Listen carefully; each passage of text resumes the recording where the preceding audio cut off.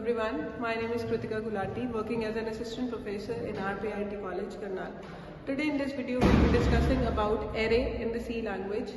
So what basically is array? Array is a homogeneous collection of data types which are stored in the contiguous memory locations.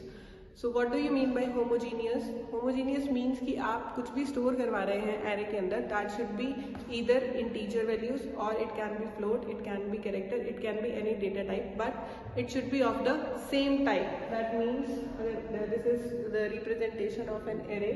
आप अगर memory में store करवा रहे हैं array को, तो जो भी आप इसके अंदर elements लेंगे, they all should be of the same type. ऐसा ना हो कि first should be the integer and later on it can be float, it can be character. That will not be considered as an array.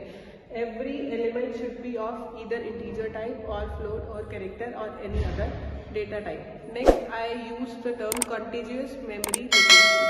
What contiguous memory location means कि आपका जो array store होगा that will be on the continuous memory locations. For example, if the memory location here it is 2000 and it is of integer type, it will take either 2 bytes or 4 bytes. So here the location will be 2004. This will be 2008. This will be 2012, and this will be 2016. As you can see, this all are continuous memory locations. Fine. Next we comes to the representation. आप array को कैसे represent करेंगे memory में? I have drawn already. These are called the elements of array. 40, 54, 96, 84 and 104 are the elements.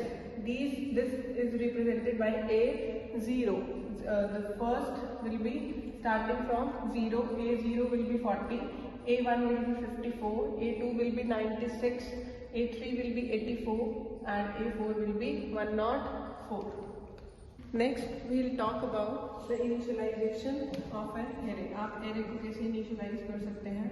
For that I have taken two ways. Either in the program you can write the data type, the array name. This is the maximum size कि आप maximum size कितना ले सकते हैं.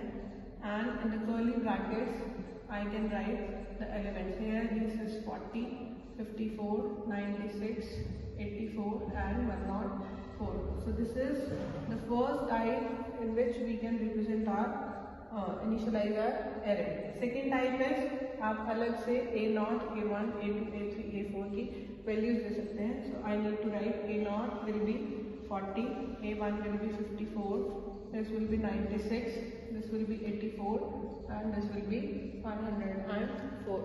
I think this is clear to you how to represent an array and how to initialize an array. Thank you very much. I hope you like this video.